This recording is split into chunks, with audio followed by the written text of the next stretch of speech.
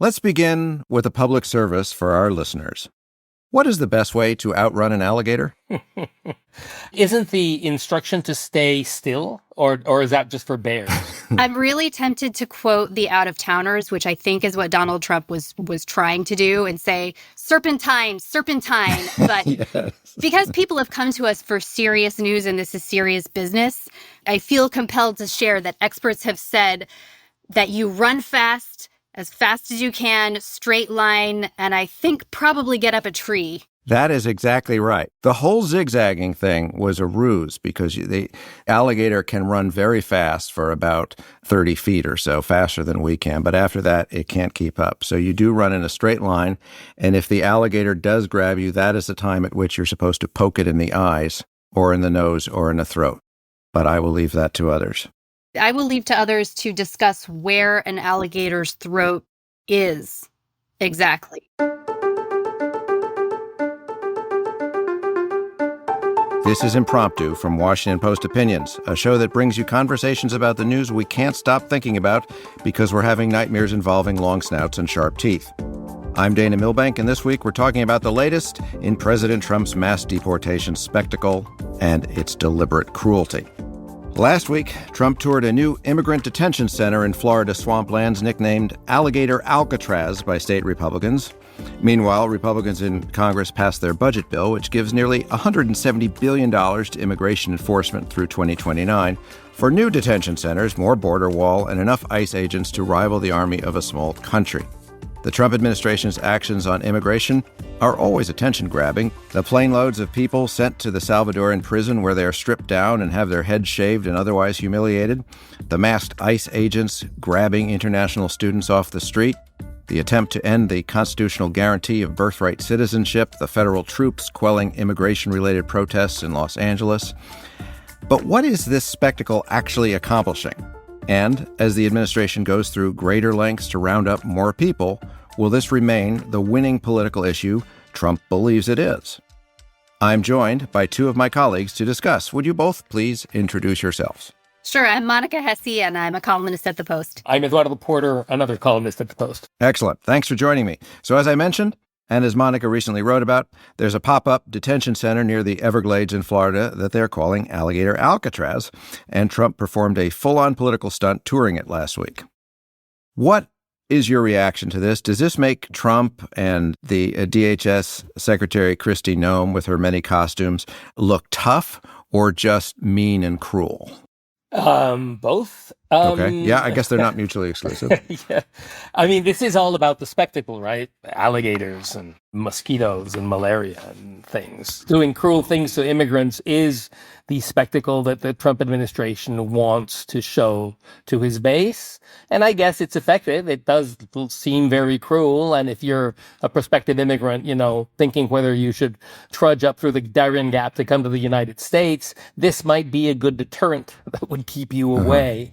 I think that cruel is the correct term, but I will add to that it additionally seems deeply unserious because so much of these acts are performative rather than focused toward getting any kind of meaningful results or change or policy shifts. They're just focused on treating the act of deporting immigrants as if it's a reality TV show or something that we can all laugh at and jeer at together. Mm-hmm. Well, so is it a deterrent primarily, or is it for the delight of the MAGA base? I think that the deterrent would be some of the facets of the facility in general. You could conceivably say, I guess, look at these plane loads of people that we're sending away. And so if you come here, we're going to send you right back. Just don't bother. You could look at that as the deterrent. But where it transforms into entertainment is when the GOP of Florida starts selling Alligator Alcatraz themed beer koozies on their website, which is what they are doing right now, or selling T-shirts or selling trucker hats.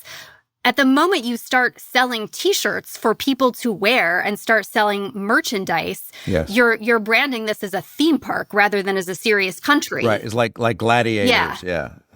I mean, I think it whatever the package has worked as a deterrent. If you look at the number of border encounters plummeting to near zero, evidently this, whatever it is that the set of things that the Trump administration has done has convinced people not to come as much as they were coming. Right. So whether it's, flying you to Secot in El Salvador or to South Sudan or threatening to put you in a place surrounded by alligators, I'm not sure which exactly is the one.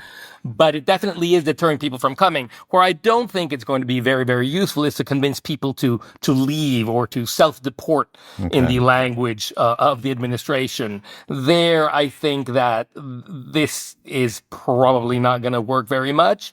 And if you look at the deportation numbers, they have been actually very low compared to what we were led to expect. Yeah, let's talk about that a bit more. So for all the drama, Trump's mass deportation plan seems to be going nowhere compared to the original expectations. He talked about deporting 10 million, sometimes even up to 20 million people. So far, it appears to be in the tens of thousands, not a huge jump from the previous administration. Most of those rounded up so far don't have criminal records, and most of those with criminal records haven't been rounded up. And then we had, the complaints from the agriculture and hospitality industries. Trump went back and forth on whether he's going to continue mass roundups of workers in those fields. And he said, well, maybe we'll just do it in Democratic-run cities. So what is being accomplished here? I mean, are we done with mass deportation and we've now moved into entertainment? I don't want to get too hyperbolic, but to me, the biggest psychic effect that we're seeing is this gradual poisoning of the mind of observers who are watching, because what it's doing is when he makes it into something to mock, something to be entertained by, when the White House posts a video of deportees leaving and the soundtrack is Bananarama or the soundtrack is, a power ballad from the 1990s, you watch enough of this and the effect is to say, this isn't serious. This is for your entertainment. These aren't real people. This isn't a real thing. These are less than. This doesn't matter. And I think that it just kind of creates a dulling of the senses. Yeah. I would agree with that. But just to your original question, I don't think that we're beyond the goal of mass deportation. I think as long as Stephen Miller is in the White House, mass deportation is going to be kind of like in the headlines, or the attempt at it. I do think that it's kind of impossible to deport on the scale that Trump first promised. There's no way that this administration could get rid of 10 million people or even 5 million people, but it's going to certainly be, a stated and restated objective. And I think it's because it works politically with Trump's base. Trump's base is very on board with this project. I think it does work with his base, but doesn't it almost already seem like we're scraping the bottom of the barrel? I mean, when he started off, the videos that he were showing were young men with tattoos who, whether or not they were criminals, fit the description of what people might imagine. And he did that for a while. And now we're accosting people as they come out of their legal court appointments, or masked ICE members are swarming graduate students on the street. Like, we've run out of the spectacle that really worked for the base. What's going on now? Yeah, I think the administration never really knew how to execute on this project of mass deportation. They just thought, we'll grab them somehow. And I think the most efficient way that it has been done in the past was in collaboration with local police forces. This idea that they will hold undocumented immigrants after they serve their sentence so somebody from ICE can pick them up and deport them. That is a relatively inexpensive way, and it's a way of also focusing on criminals. But a lot of these jurisdictions are not cooperating with the feds on this, and the numbers are just not there. There's not that many criminal undocumented immigrants in the United States. So evidently you're going to have to go somewhere else. And so you're just trying everything possible and hitting barriers with every different population that you're going after. Right. Now, Eduardo, you had mentioned earlier that the numbers actually have changed. There's dramatically fewer border crossings. Now that, from already low levels, but significantly lower. At the same time, polling shows most Americans, including most independents, disapprove of what ICE is doing, disapprove of the troops being sent to Los Angeles, and actually are more inclined than they were a couple of months ago to support a pathway to legalization. Do you think the public support will continue to slide as the administration moves to deport more people who don't have criminal records and who have lived in the United States for a long time? Yeah, I definitely think so. I mean, the polling on this has been very, very unstable over time. Answers to this question are all over the map if you look back through history. But I think that the more extreme tactics by the government is going to drive answers such as you're saying. I mean, it's going to drive more sympathy for immigrants and more rejection of the administration strategy. So yes, if you keep sending wasn't it this morning, that they sent ICE into a park near downtown LA, agents on horseback, just basically there, not to really deport anybody because everybody was sent home, but just to make a show of this aggression. I think those things will ultimately hurt support for the administration's immigration tactics. How much this will affect the administration, I'm not sure. I think we've got two things. We've got a base that is very much on board with this notion that immigrants are bad.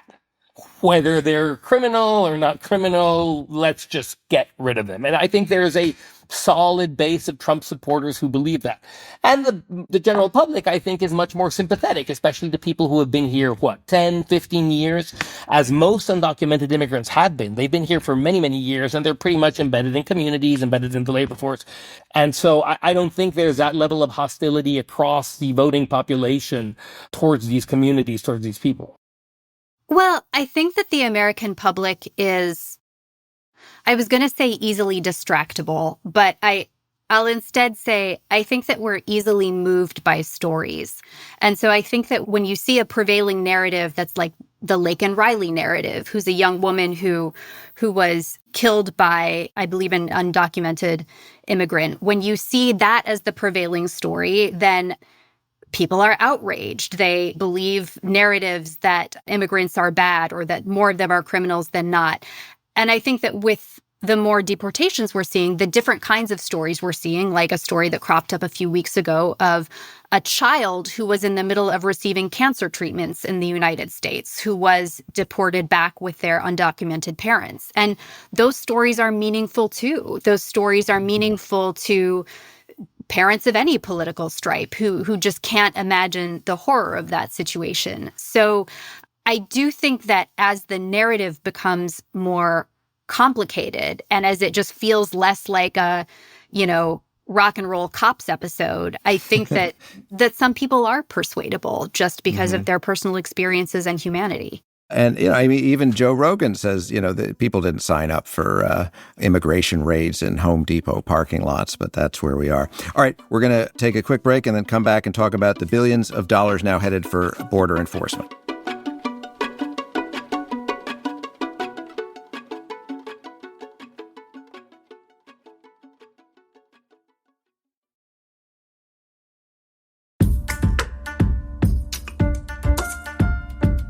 Welcome back. I'm Dana Milbank, and this is Impromptu. So a lot more money is about to be in the hands of Border Patrol and ICE. What do you think that will mean for immigration policy? Is this just more symbolism, or could it actually improve border security? And is that even necessary if, according to Trump, he has already shut down the border? I do think this will matter. I do think deportations will increase. There will be more raids. I mean, they're increasing the detention capacity by a factor of 2, from 50,000 beds to 100,000 beds. So I do expect it to become more intense. And if you ask folks down on the other side of the border in Mexico, they're braced for a real big push of deportation over coming months. When Trump came into office, the government built a bunch of reception camps. Right, but they're empty now, right? They're not even a quarter full. But the thinking down there is, now's the moment, right? Now we're going to see a lot more intense activity. And, it stands to reason that one of the big constraints was a lack of detention capacity in the United States, and that's going to double. So, Monica, how can Trump keep saying there's a border emergency and he needs extreme powers while in the next breath saying only 3 people have been admitted to the country in the last month? I mean, I think that the honest answer for that is because Trump doesn't particularly care about the truthfulness or consistency of anything that he says. In the moment, he will say what he feels like will be popular or what he feels like he needs to say. It's 3 people today. I'm sure at a rally tomorrow it will be 30,000, and it will be Kamala Harris's fault. And we'll deal with that when it comes. And another thing to consider is that the administration is manufacturing a lot of criminal undocumented immigrants by removing temporary protected status, which it has done to several 100,000 Venezuelans, to Haitians, now most recently to Hondurans and Nicaraguans. He is basically building a population of relatively easy to find undocumented immigrants because DHS knows where these guys are because they have to register and so forth. So that I'm guessing that this is an easier to deport population. Yeah. Let's talk a little more about the dehumanizing. Now, of course, this has been the president's brand for a decade now. There were the rapists and murderers in 2016. There were the migrant caravans invading in 2018. In 2024, the nonsense about the 13,000 migrant murderers, the talk about insane asylums in Hannibal Lecter, the pet eating going on in Ohio. And now we've got Gitmo and alligators. Well, you just reminded me of a whole bunch of things that I thought I had pushed away, but I'm sorry. Yes, there's a tour down a sad memory lane. Dear listeners, we apologize for this. And you forgot South Sudan. Oh, yeah, of course. Right. Sending him. Mexico's right next door, but no, they grab him. They're sending him to South Sudan. So do people believe all the stuff they're hearing about migrants? What can be done to counter this? I think at some level it's appealing to subconscious racist fears in a way that the facts don't necessarily matter. So I don't know. Do you, what is the answer to this?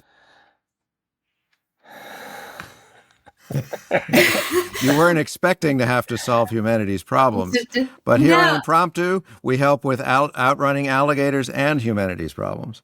Well, othering is a fairly tried, old, ancient tactic, right? To build support within a population by opposing another group.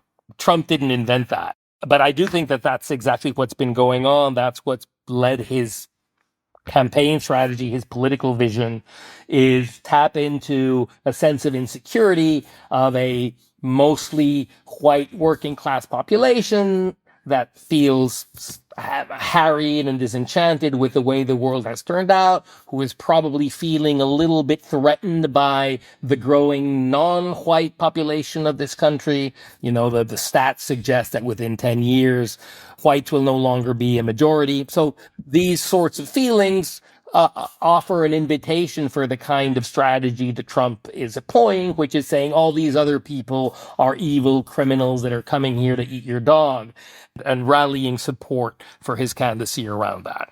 Yeah, I mean, it's a distraction tactic among everything else that it is.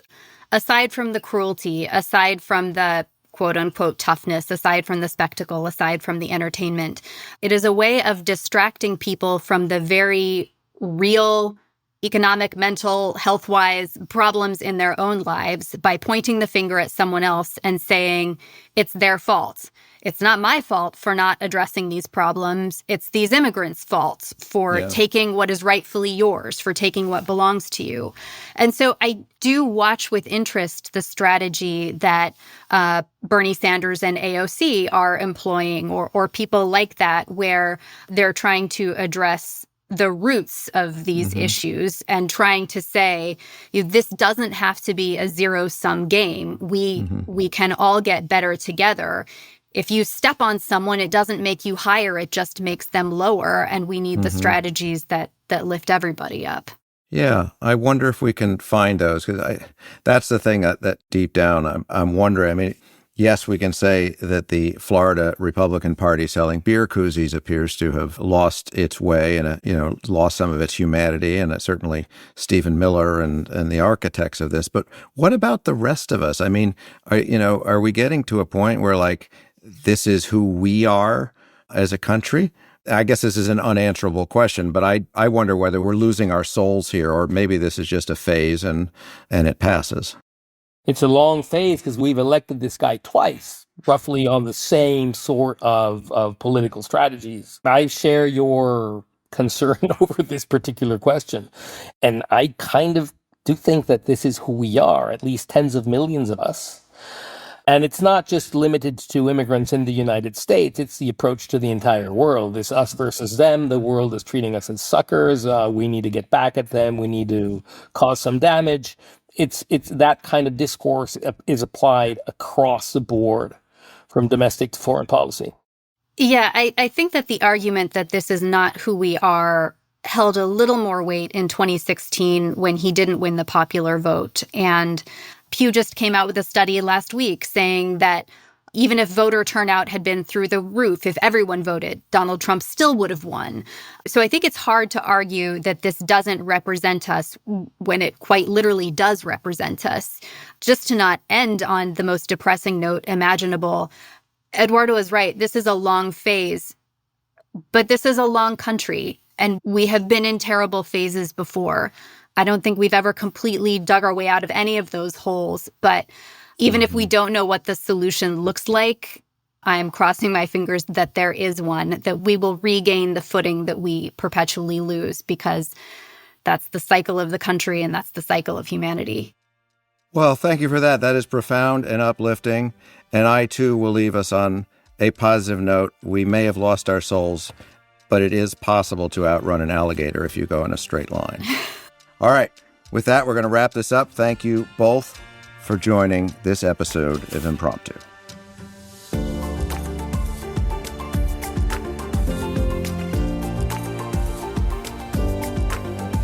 This episode was produced by Hadley Robinson and Regina DeHeer, edited by Damir Marusic and Chris Sulentrop, and mixed by Emma Munger. Special thanks to Mili Mitra and Deirdre Byrne. Thanks for listening to Impromptu. Please let us know what you think about Alligator Alcatraz and all the other political stunts. Send an email to impromptu@washpost.com. See you next week.